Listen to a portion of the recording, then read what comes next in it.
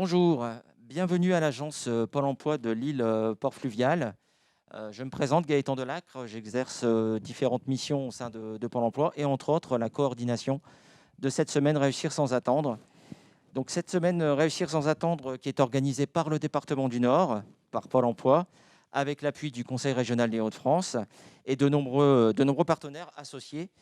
Cette semaine se déroulera tout sur l'ensemble du département du Nord, de Dunkerque à Fourmies. Et cette semaine donnera lieu à pas moins de 730 événements.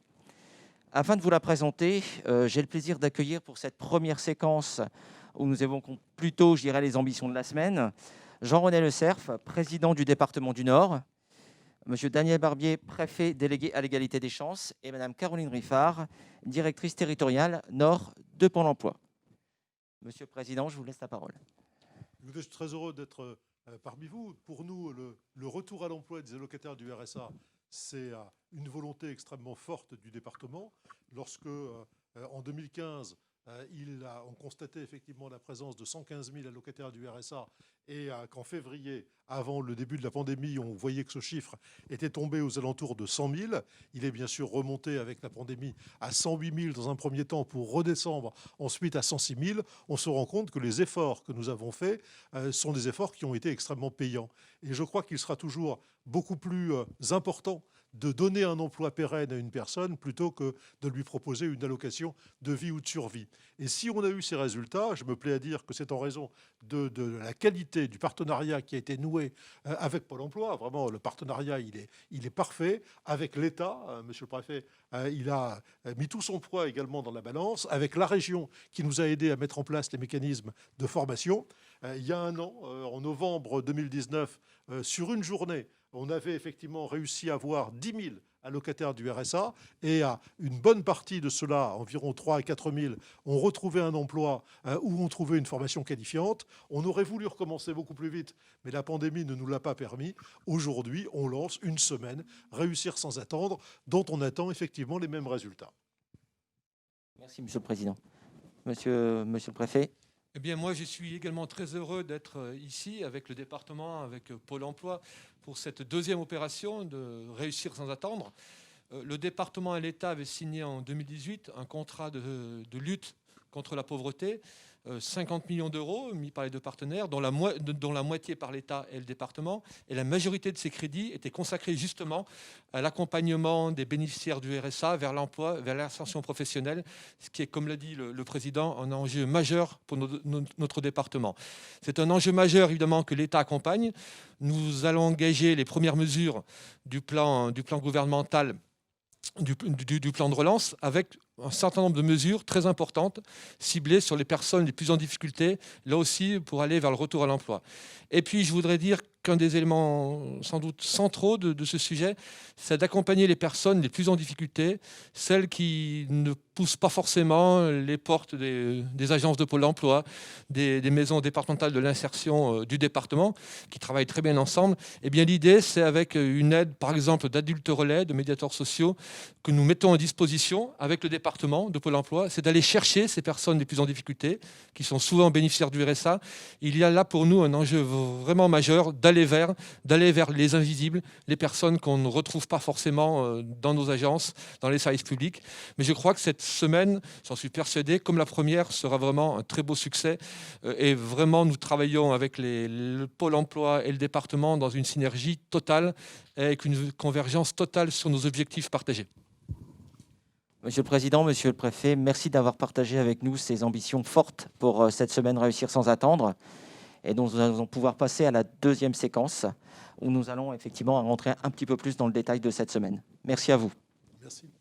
Pour cette deuxième séquence, j'ai le plaisir d'accueillir Doriane Bécu, vice-présidente du Nord, chargée de l'insertion et du retour à l'emploi.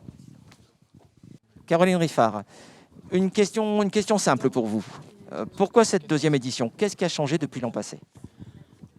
Effectivement, suite aux bons résultats de la première édition Réussir sans attendre, comme l'a dit le président Jean-René Le Cerf, presque 10 000 allocataires du RSA présents dans les différentes manifestations sur la journée du 14 novembre 2019. 6 sur 10 ont trouvé une solution, que ce soit un emploi, une formation ou pour certains, une aide à la mobilité, une aide au logement pour être plus sereins dans leur retour à l'emploi. Dorian Bécu, Caroline Riffard vient de nous exposer les réussites de cette première édition. Mais finalement, Réussir sans attendre 2020, l'édition 2020, c'est quoi? Alors, ce qui change par rapport à l'année dernière, c'est que l'année dernière, nous étions sur une journée. Et cette année, nous avons décidé de faire une semaine entière qui est dédiée à l'emploi, à la formation et aux petits coups de pouce. On a 5 niveaux d'intervention avec un focus sur les jeunes, sur les secteurs en tension, sur les services d'aide à domicile, sur l'emploi transfrontalier et puis également sur l'insertion par l'activité économique. Au total, c'est 730 actions qui vont être proposées aux allocataires du RSA. Et vendredi soir, nous étions à plus de 8100 personnes qui y sont inscrites pour cette semaine. Et il y a encore temps de s'inscrire là, aujourd'hui et tout le long de la semaine. Alors, si on prend des éléments très concrets, 300 entreprises sont avec nous pour nous aider dans cette manifestation. 150 organismes de formation seront présents pour partager les actions de formation disponibles. Et environ 300 partenaires sont à nos côtés pour effectivement évoquer tous les sujets d'aide au retour à l'emploi. Merci pour ce duo très dynamique. Vous nous avez présenté le secteur des services à la personne comme étant un secteur justement qui a retenu toute notre attention et que le département comme Pôle emploi s'est fixé comme objectif pour cette séquence. Et donc nous allons pouvoir passer à la troisième séquence qui va justement être consacrée aux services à la personne. Je vous remercie.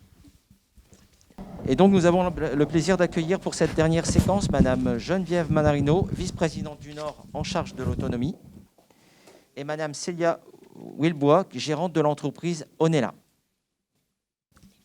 Madame Manarino, vous avez en charge l'autonomie. Nous savons que les besoins sont importants dans ce secteur.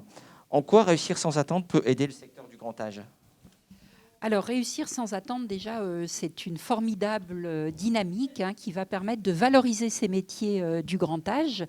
Et donc, nous avons, dans le département du Nord, un peu plus de 21 000 personnes qui sont à domicile, donc qui sont accompagnées par des services d'aide à domicile, mais nous avons des difficultés de recrutement. Ce sont des métiers à valoriser aussi, mais des métiers peut-être où il faut mettre en avant l'accompagnement humain. Et ce ne sont pas que des tâches ménagères, il y a aussi des tâches éducatives, de l'hygiène, préparer des repas. Ce sont vraiment des métiers humains, de savoir-être et de savoir-faire. Donc nous avons besoin de recruter. Voilà, on a des chiffres, vous savez, sur le vieillissement de la population assez importants qui vont monter en puissance dans les années à venir. Et pour le département du Nord, par exemple, d'ici 2030, il nous faut un peu plus de 3500 personnes qui interviendront à domicile. La vie à domicile, c'est le premier choix des personnes qui veulent continuer à vieillir chez elles. D'accord. Et nous avons justement la chance, je dirais, d'avoir parmi nous Célia Wilbois, gérante de l'entreprise Onella, qui elle-même est en recherche, je dirais, de compétences, de candidats. Et donc, pourquoi avez-vous finalement accepté de participer à cette opération? Merci. Oui, bonjour. Oui, bonjour. Oui, effectivement, on a, comme vous le savez, on est un service d'aide à domicile. Du coup, on a notamment besoin énormément de recrutement en permanence, effectivement, dans le monde de l'aide à domicile, pour aider les personnes en situation de dépendance, et encore plus là à l'heure actuelle au vu de la crise sanitaire. D'accord. Et finalement, quelles options vous avez prises pour cette semaine pour pouvoir recruter? Grâce effectivement à Pôle emploi, on met en place notamment des job dating régulièrement. On a également les salons en ligne qui débutent dès aujourd'hui, où on a effectivement, grâce à Pôle emploi, encore une fois, des besoins pour pouvoir participer effectivement à ce type d'événement et pouvoir rencontrer directement des auxiliaires de vie. D'accord. Et finalement, vous parlez de salons en ligne. Oui. Est-ce que vous pourriez nous en dire un petit peu plus? Alors, pour rien vous cacher, c'est le premier auquel on participe là cette année. Là, effectivement, c'est des créneaux qu'on a mis en place avec des auxiliaires de vie. Donc là, pour le coup, on recrute soit des auxiliaires de vie avec un diplôme dans l'aide à domicile ou soit effectivement avec 3 ans d'expérience. Donc ça nous permet effectivement, au vu de la crise sanitaire, de pouvoir les rencontrer via un salon. Ça dure environ 15 minutes, si j'ai bien compris effectivement le fonctionnement, pour pouvoir échanger avec elles et pour pouvoir à la suite leur proposer un contrat si la candidature fonctionne. D'accord, très bien. Bah, écoutez, on vous remercie pour votre intervention. Merci à vous. Donc nous accueillons à nouveau Doriane Bécu pour conclure avec Caroline Riffard. Bien, donc il nous faut maintenant conclure et donc remercier l'ensemble de nos intervenants. S'il y avait un message important à faire passer aujourd'hui à l'ensemble de nos auditeurs. Enfin, le message que je souhaite faire passer, c'est que chaque allocataire du RSA dans le département du Nord peut réussir sans attendre. Il peut réussir grâce à la mobilisation de l'État, de Pôle emploi, de la région, des entreprises qui aujourd'hui participent nombreuses à cet événement. Et je pense que vraiment, ensemble, chaque personne peut être accompagnée correctement et trouver une solution, un emploi, une formation ou ce petit coup de pouce qui est essentiel pour permettre aux gens de mieux vivre. Et donc, tous mobilisés pour agir ensemble, département, conseil régional, Pôle emploi, l'ensemble des partenaires, parce qu'effectivement, c'est ensemble qu'on luttera contre la bataille du chômage. Et donc, n'hésitez pas, vous, les bénéficiaires du RSA, de vous inscrire auprès de votre coach, de votre référent RSA ou de votre conseiller Pôle emploi. 8100 personnes inscrites, pourquoi pas vous ? Merci à tous pour vos interventions. Et puis donc, on vient de le dire, pourquoi pas vous. Donc c'est le moment, inscrivez-vous, il est encore temps. Il y a de nombreuses opportunités, donc prenez contact avec votre coach du département ou avec votre conseiller pour l'emploi. Et à bientôt. Bonne semaine à tous.